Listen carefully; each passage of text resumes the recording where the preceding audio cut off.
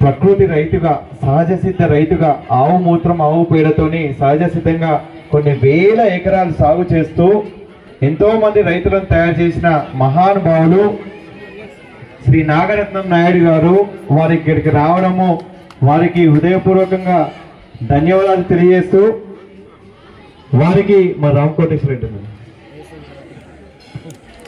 ఈ వయసులో కూడా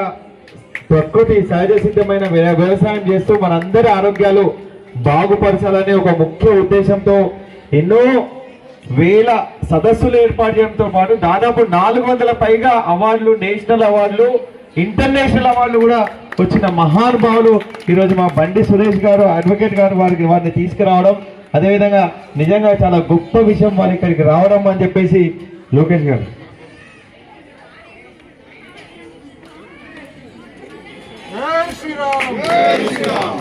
అదేవిధంగా మా ప్రేమ్ గాంధీ గారు